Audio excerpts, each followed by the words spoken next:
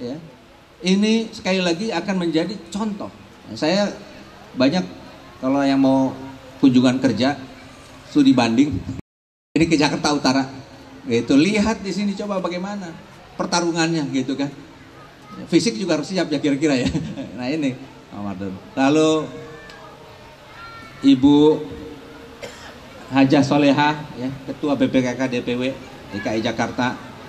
Ya ini berat ya Bu ya, jadi anak buahnya Bu Wiwi ya Bu. Saya udah tahu, nggak usah diceritain Bu. Tenang aja Bu ya. Tapi maksudnya baik ya, supaya kita lebih awal ya kerjanya lebih dini sehingga kemudian persiapannya untuk menyambut gelombang ya. Wa ra'aitan nas yadkhuluna fi dinillahi afwajan. Mudah-mudahan amin ya rabbal alamin. Orang berbondong-bondong untuk berpartisipasi dalam dakwah melalui Partai Keadilan Sejahtera ini. Insya Allah ya Jakarta menjadi titik utamanya dan khususnya emak-emaknya. Tapi jangan lupa sama gadis remajanya juga ya. Ya kan ada abang dan none juga ya. None-nonenya harus dijaga. Tapi kemarin saya dibisik-bisikin, Bu. Jadi anak muda milenial sekarang itu jangan salah paham. Kan sekarang banyak yang bilang ini kuncinya pertandingan nanti ke depan di generasi milenial. Generasi milenial sekarang itu teriaknya Allahu Akbar. Itu fenomena. Jadi kadang-kadang kita dibikin buyar konsentrasinya.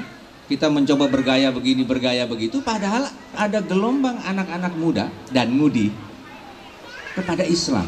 Coba dicermati lagi nanti. Ini tugas BPKK DPW DKI Jakarta. Saya mau tanya apa betul apa tidak sinyalemen itu. Ada yang bisikin saya.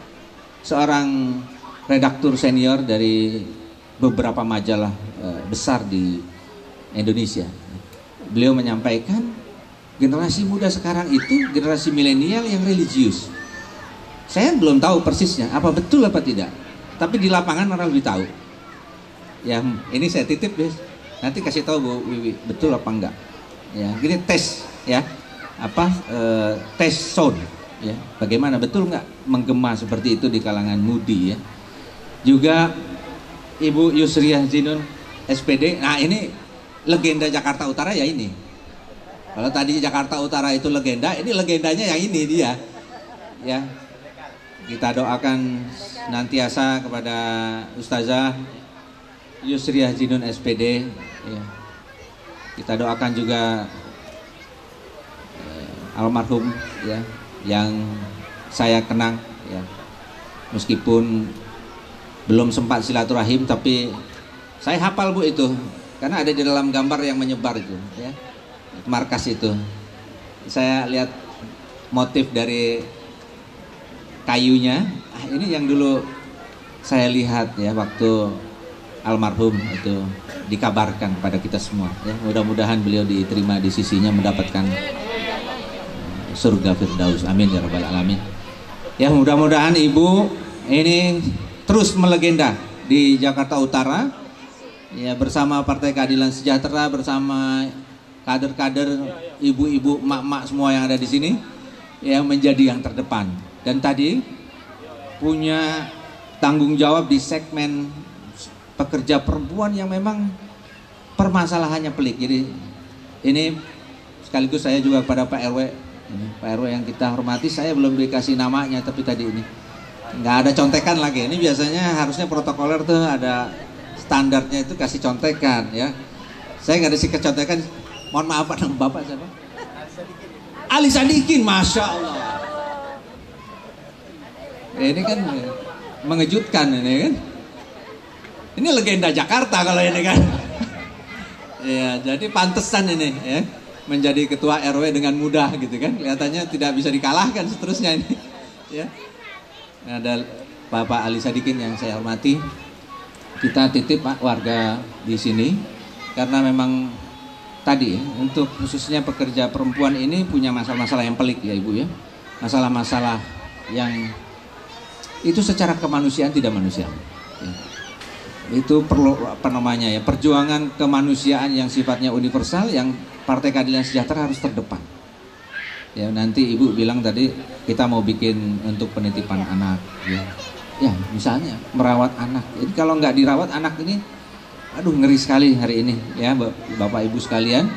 Kita tidak bisa sembarangan dengan anak-anak kita sekarang. Anak-anak kita ya keluar sedikit dari rumah, bahkan sekarang tidak usah keluar dari rumah, di dalam rumah saja mara bahaya mengintai terus menerus melalui itu tuh yang lagi dilihat sama ibu-ibu semua itu.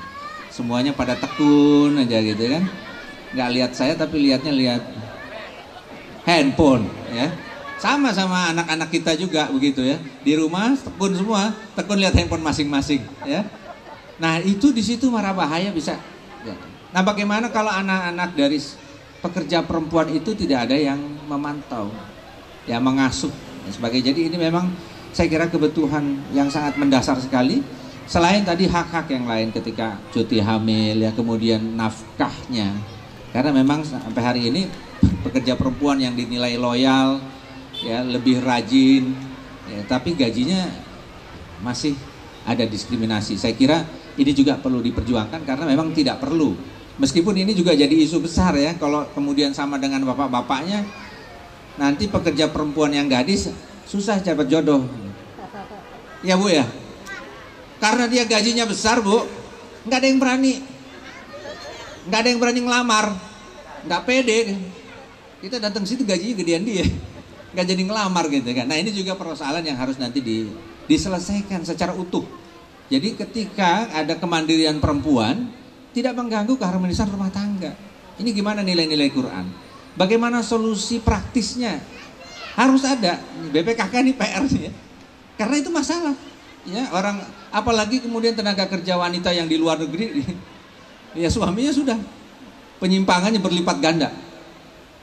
Ya, itu nggak manusiawi sekali. Tidak Islami. Ini harus ada jalan keluarnya seperti apa, dan PKS harus punya solusi yang cas plank. Ini masalah yang real. Ya. Juga masalah jam kerja. Ya, tentu perempuan harus ada kekhususan. Ya. Tidak disamakan dengan laki-laki. Jenis pekerjaannya juga tentu saja pada akhirnya harus disesuaikan dengan kodratnya. Isu-isu yang lain nanti Ibu Wiwi akan sampaikan. Nah, karena sekarang Hari Kartini, saya perkenankan juga sedikit melakukan refleksi dengan Ibu Kartini. Ibu-ibu, kira-kira yang membuat Ibu Kartini itu besar, kalau dalam lagu itu harum namanya, ya Bu ya. Kenapa dia harum namanya Bu? Ayo. Emang Kartini ini siapa? Usianya waktu wafat 25 tahun. Tapi kok dikenang terus sampai hari ini. Sampai anak-anak kita bikin karnaval Kartini gitu. Sekarang kita merayakan Hari Kartini. Kenapa ini? Kartini ini. Apa hebatnya Bu? Ada yang tahu Bu? Ini ada hadiah nggak? Sepeda. Bener nih ada hadiahnya? Ada yang bisa menjawab dengan tepat, ada hadiah. Coba. Panitia siapin hadiah. Tuh, ini kita langsung nih. Saya mencuri start. Karena mau izin duluan juga pulangnya jadi. Siapa tahu mau bagi-bagi hadiah. Saya kasih satu pertanyaan saja nih. Ya nanti mau dikasih hadiah yang mana silakan. Apa ini kasih hadiah yang paling hebat atau yang hiburan? Saya terserah ya, panitia ya. Satu, ibu-ibu silakan. Nah, Ustazah silakan.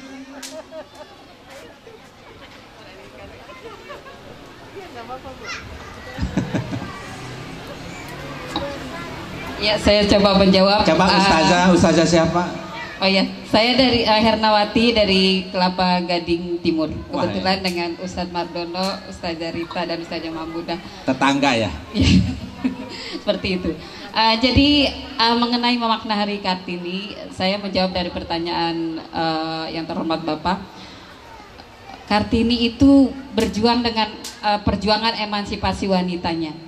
Beliau dengan surat-suratnya yang dikirimkan di saat beliau pendidikan, itu yang membuat kita semuanya para wanita terinspirasi untuk mengikuti langkah perjuangan dari Ibu Kartini, karena dengan derajatnya pada saat itu wanita banyak yang ditindas oleh para pejuang